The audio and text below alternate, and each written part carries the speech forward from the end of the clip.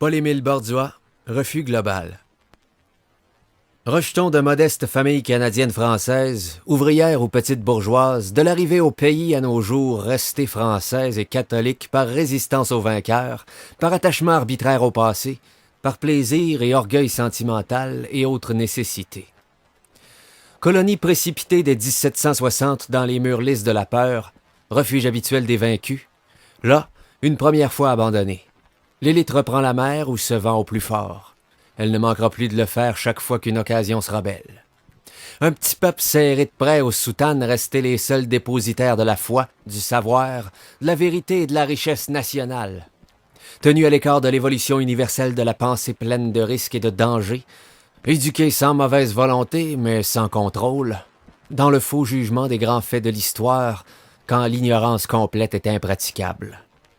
Petit peuple issu d'une colonie jansénite, isolé, vaincu, sans défense contre l'invasion de toutes les congrégations de France et de Navarre, en mal de perpétuer en ces lieux bénis de la peur, c'est le commencement de la sagesse, le prestige et les bénéfices du catholicisme malmené en Europe.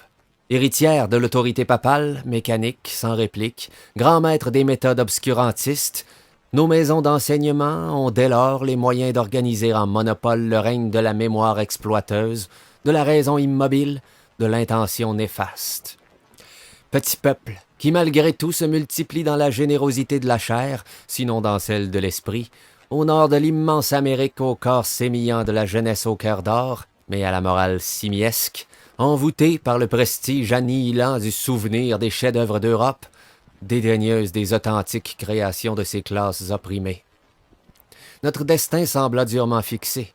Des révolutions, des guerres extérieures brisent cependant l'étanchéité du charme, l'efficacité du blocus spirituel. Des perles incontrôlables suintent hors les murs. Les luttes politiques deviennent âprement partisanes. Le clergé, contre tout espoir, commet des imprudences. Des révoltes suivent, quelques exécutions capitales succèdent. Passionnément, les premières ruptures s'opèrent entre le clergé et quelques fidèles. Lentement, la brèche s'élargit, se rétrécit, s'élargit encore. Les voyages à l'étranger se multiplient. Paris exerce toute l'attraction. Trop étendu dans le temps et dans l'espace, trop mobile pour nos âmes timorées.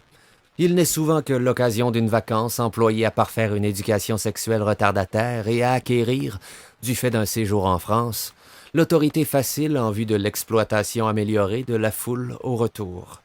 À bien peu d'exceptions près, nos médecins, par exemple, qu'ils aient ou non voyagé, adoptent une conduite scandaleuse. Il faut bien, n'est-ce pas, payer ses longues années d'études. Des œuvres révolutionnaires, quand par hasard elles tombent sous la main, paraissent les fruits amers d'un groupe d'excentriques. L'activité académique a un autre prestige à notre manque de jugement. Ces voyages sont aussi dans le nombre l'exceptionnelle occasion d'un réveil.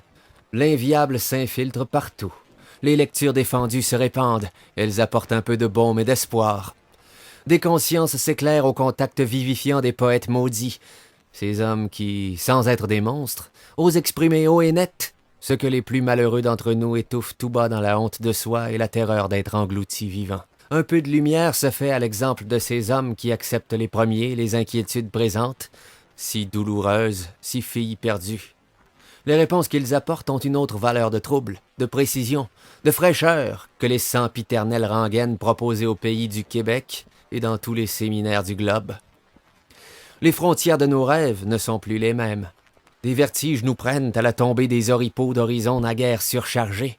La honte du servage sans espoir fait place à la fierté d'une liberté possible à conquérir de haute lutte. Au diable le goupillon et la tuque! 1000 fois ils extorquèrent ce qu'ils donnèrent jadis. Par-delà le christianisme, nous touchons la brûlante fraternité humaine dont il est devenu la porte fermée. Le règne de la peur multiforme est terminé. Dans le fol espoir d'en effacer le souvenir, je les énumère. Peur des préjugés, de l'opinion publique, des persécutions, de la réprobation générale, peur d'être seul sans Dieu et la société qui isole très infailliblement, peur de soi, de son frère, de la pauvreté, peur de l'ordre établi, de la ridicule justice, peur des relations neuves, peur du surrationnel, peur des nécessités, peur des écluses grandes ouvertes sur la foi en l'homme, en la société future, peur de toutes les formes susceptibles de déclencher un amour transformant, peur bleue, peur rouge, peur blanche, maillon de notre chaîne. Du règne de la peur soustrayante, nous passons à celui de l'angoisse.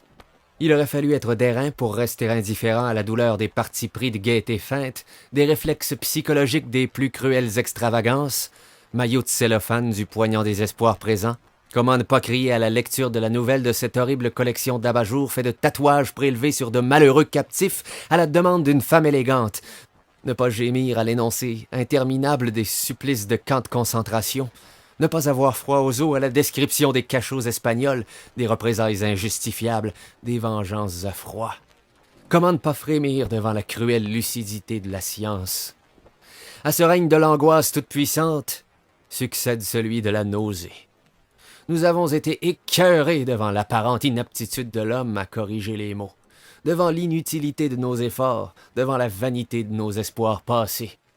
Depuis des siècles, les généreux objets de l'activité poétique sont voués à l'échec fatal sur le plan social, rejetés violemment des cadres de la société, avec tentative ensuite d'utilisation dans le gauchissement irrévocable de l'intégration, de la fausse assimilation.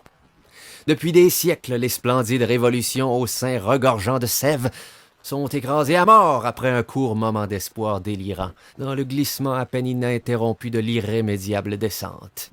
Les révolutions françaises, la révolution russe, la révolution espagnole, avortées dans une mêlée internationale malgré les vœux impuissants de tant d'âmes simples du monde. Là encore, la fatalité fut plus forte que la générosité. Ne pas avoir la nausée devant les récompenses accordées aux grossières cruautés, aux menteurs, aux faussaires, aux fabricants d'objets mort-nés, aux affineurs, aux intéressés à plat, aux calculateurs, aux faux guides de l'humanité, aux empoisonneurs des sources vives. Ne pas avoir la nausée devant notre propre lâcheté, notre impuissance, notre fragilité, notre incompréhension, devant les désastres de nos amours. En face de la constante préférence accordée aux chères illusions contre les mystères objectifs. Où est le secret de cette efficacité de malheur imposée à l'homme par l'homme seul, sinon dans notre acharnement à défendre la civilisation qui préside aux destinées des nations dominantes, les États-Unis, la Russie, l'Angleterre, la France, l'Allemagne, l'Italie et l'Espagne, héritières à la dent pointue d'un seul décalogue, d'un même évangile. La religion du Christ a dominé l'univers, vous voyez ce qu'on en a fait. Des fois sœurs sont passées, des fois sœurs sont passées à des exploitations sœurettes. Supprimer les forces précises de la concurrence des matières premières, du prestige, de l'autorité, et elles seront parfaitement d'accord. Donnez la suprématie à qui vous voudrez, le complet contrôle de la terre à qui vous plaira, et vous aurez les mêmes résultats fonciers, sinon avec les mêmes arrangements des détails. Toutes sont au terme de la civilisation chrétienne. La prochaine guerre mondiale enverra l'effondrement dans la suppression des possibilités de concurrence internationale. Son état cadavérique frappera les yeux encore fermés. La décomposition commencée au XIVe siècle donnera la nausée aux moins sensibles. Son exécrable exploitation, maintenue tant de siècles dans l'efficacité au prix des qualités les plus précieuses de la vie, se révélera enfin à la multitude de ses victimes, dociles esclaves d'autant plus acharnés à la défendre qu'ils étaient plus misérables. L'écartèlement aura une fin. La décadence chrétienne aura entraîné dans sa chute tous les peuples, toutes les classes qu'elle aura touchées, dans l'ordre de la première à la dernière, de haut en bas. Elle atteindra dans la honte l'équivalence renversée des sommets du XIIIe siècle. Au XIIIe siècle, les limites permises à l'évolution de la formation morale, des relations englobantes du début atteintes, l'intuition cède la première place à la raison. Graduellement, l'acte de foi fait place à l'acte calculé. L'exploitation commence au sein de la religion par l'utilisation intéressée des sentiments existants, immobilisés, par l'étude rationnelle des textes glorieux au profit du maintien de la suprématie obtenue spontanément. L'exploitation rationnelle s'étend lentement à toutes les activités sociales. Un rendement maximum est exigé. La foi se réfugie au cœur de la foule, devient l'ultime espoir d'une revanche, l'ultime compensation. Mais là aussi, les espoirs s'émoussent. En haut lieu, les mathématiques succèdent aux spéculations métaphysiques devenues vaines. L'esprit d'observation succède à celui de transfiguration. La méthode introduit les progrès imminents dans le limité, La décadence se fait aimable et nécessaire. Elle favorise la naissance de nos souples machines aux déplacements vertigineux. Elle permet de passer la camisole de force à nos rivières tumultueuses en attendant la désintégration à volonté de la planète. Nos instruments scientifiques nous donnent d'extraordinaires moyens d'investigation, de contrôle des trop petits, trop rapides, trop vibrants, trop lents ou trop grands pour nous. Notre raison permet l'envahissement du monde, mais d'un monde où nous avons perdu notre unité. L'écartèlement entre les puissances psychiques et les puissances raisonnantes est près du paroxysme. Les progrès matériels, réservés aux classes possédantes, méthodiquement freinés, ont permis l'évolution politique avec l'aide des pouvoirs religieux, sans eux ensuite, mais sans renouveler les fondements de notre sensibilité, de notre subconscient, sans permettre la pleine évolution émotive de la foule, qui seule aurait pu nous sortir de la profonde ornière chrétienne. La société née dans la foi périra par l'arme de la raison, l'intention. La régression fatale de la puissance morale collective en puissance strictement individuelle et sentimentale a tissé la doublure de l'écran déjà prestigieux du savoir abstrait sous laquelle la société se dissimule pour dévorer à l'aise les fruits de ses forfaits. Les 2 dernières guerres furent nécessaires à la réalisation de cet état absurde. L'épouvante de la 3e sera décisive. Leur hache du sacrifice total nous frôle. Déjà, les rats européens tentent un pont de fuite éperdu sur l'Atlantique. Les événements déferleront sur les voraces, les repus, les luxueux, les calmes, les aveugles, les sourds. Ils seront culbutés sans merci. Un nouvel espoir collectif naîtra. Déjà, il exige l'ardeur des lucidités exceptionnelles, l'union anonyme dans la foi retrouvée en l'avenir, en la collectivité future. Le magique butin magiquement conquis à l'inconnu attend à pied d'œuvre. Il fut rassemblé par tous les vrais poètes. Son pouvoir transformant se mesure à la violence exercée contre lui, à sa résistance ensuite aux tentatives d'utilisation. Après plus de 2 siècles, Sade reste introuvable en librairie. Isidore Ducasse, depuis plus d'1 siècle qu'il est mort, de révolution, de carnage, malgré l'habitude du cloaque actuel, reste trop viril pour les molles consciences contemporaines. Tous les objets du trésor se révèlent inviolables par notre société. Ils demeurent l'incorruptible réserve sensible de demain. Ils furent ordonnés spontanément hors et contre la civilisation. Ils attendent pour devenir actifs, sur le plan social, le dégagement des nécessités actuelles. D'ici là, notre devoir est simple. Rompre définitivement avec toutes les habitudes de la société, se désolidariser de son esprit utilitaire. Refus d'être sciemment au-dessous de nos possibilités psychiques et physiques. Refus de fermer les yeux sur les vices, les duperies perpétrées sous le couvert du savoir, du service rendu, de la reconnaissance due. Refus d'un cantonnement dans la seule bourgade plastique, place fortifiée, mais trop facile d'évitement. Refus de se taire, faites de nous ce qu'il vous plaira, mais vous devez nous entendre. Refus de la gloire, des honneurs, le premier consenti. Stigmate de la nuisance, de l'inconscience, de la servilité. Refus de servir, d'être utilisable pour de telles fins. Refus de toute intention, arme néfaste de la raison. À bas toutes deux, au second rang. Place à la magie, place aux mystères objectifs. Place à l'amour, place aux nécessités. Au refus global, nous opposons la responsabilité entière. L'action intéressée reste attachée à son auteur. Elle est mort-née. Les actes passionnels nous fuient en raison de leur propre dynamisme. Nous prenons allègrement l'entière responsabilité de demain. L'effort rationnel, une fois retourné en arrière, il lui revient de dégager le présent des limbes du passé. Nos passions façonnent spontanément, imprévisiblement, nécessairement le futur. Le passé dut être accepté avec la naissance. Il ne saurait être sacré. Nous sommes toujours quittes envers lui.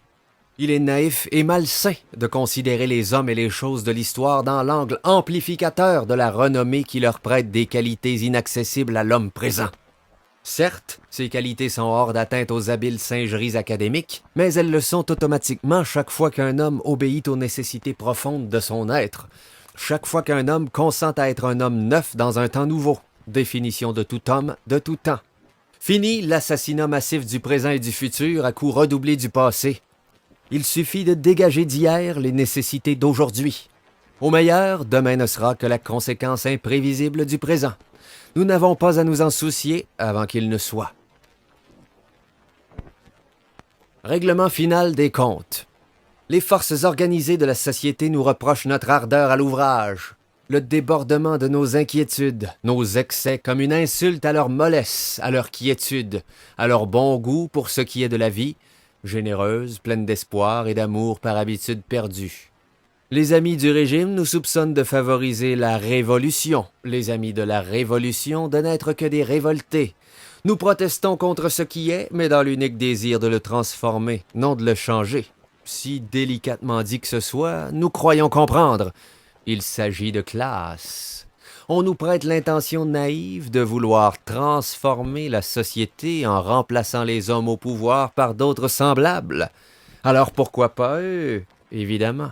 Mais c'est qu'eux ne sont pas de la même classe. Comme si changement de classe impliquait changement de civilisation, changement de désir, changement d'espoir. Ils se dévouent à salaire fixe, plus un boni de vie chère, à l'organisation d'un prolétariat. Ils ont 1000 fois raison. L'ennui est qu'une fois la victoire bien assise, en plus des petits salaires actuels, ils exigeront sur le dos du même prolétariat, toujours et toujours de la même manière, un règlement de frais supplémentaires et un renouvellement à long terme, sans discussion possible. Nous reconnaissons quand même qu'ils sont dans la lignée historique. Le salut ne pourra venir qu'après le plus grand excès de l'exploitation. Ils seront cet excès. Ils le seront en toute fatalité, sans qu'il y ait besoin de quiconque en particulier. La ripaille sera plantureuse. D'avance, nous en avons refusé le partage. Voilà notre abstention coupable. À vous la curée rationnelle ordonnée, comme tout ce qui est au sein affectueux de la décadence. À nous, l'imprévisible passion. À nous le risque total dans le refus global. Il est hors de volonté que les classes sociales se soient succédées au gouvernement des peuples sans pouvoir autre chose que de poursuivre l'irrévocable décadence. Hors de volonté que notre connaissance historique nous assure que seul un complet épanouissement de nos facultés d'abord et, ensuite, un parfait renouvellement des sources émotives puisse nous sortir de l'impasse et nous mettre dans la voie d'une civilisation impatiente de naître. Tous, gens en place, aspirants en place, veulent bien nous gâter, si seulement nous consentions à ménager leurs possibilités de gauchissement par un dosage savant de nos activités. La fortune est à nous si nous rabattons nos visières, bouchons nos oreilles, remontons nos bottes et hardiment frayons dans le tas, à gauche, à droite. Nous préférons être cyniques, spontanément, sans malice. Des gens aimables sourire au peu de succès monétaire de nos expositions collectives. Ils ont ainsi la charmante impression d'être les premiers à découvrir leur petite valeur marchande. Si nous tenons exposition sur exposition, ce n'est pas dans l'espoir naïf de faire fortune. Nous savons ceux qui possèdent aux antipodes d'où nous sommes. Ils ne sauraient impunément risquer ces contacts incendiaires. Dans le passé, des malentendus involontaires ont permis seuls de telles ventes. Nous croyons ce texte de nature à dissiper tous ceux de l'avenir. Si nos activités se font pressantes, c'est que nous ressentons violemment l'urgent besoin de l'union. Là, le succès éclate. Hier, nous étions seuls et indécis. Aujourd'hui, un groupe existe aux ramifications profondes et courageuses. Déjà, elle déborde les frontières. Un magnifique devoir nous incombe aussi. Conserver le précieux trésor qui nous échoit. Lui aussi est dans la lignée de l'histoire. Objet tangible, il requiert une relation constamment renouvelée, confrontée, remise en question. Relation impalpable, exigeante qui demande les forces vives de l'action. Ce trésor est la réserve poétique, le renouvellement émotif où puiseront les siècles à venir. Il ne peut être transmis que transformé, sans quoi c'est le gauchissement. Que ceux tentés par l'aventure se joignent à nous. Au terme imaginable, nous entrevoyons l'homme libéré de ses chaînes inutiles, réalisé dans l'ordre imprévu, nécessaire de la spontanéité, dans l'anarchie resplendissante, la plénitude de ses dons individuels. D'ici là, sans repos ni halte, en communauté de sentiments avec les assoiffés d'un mieux-être, sans crainte des longues échéances, dans l'encouragement ou la persécution, nous poursuivrons dans la joie notre sauvage besoin de libération.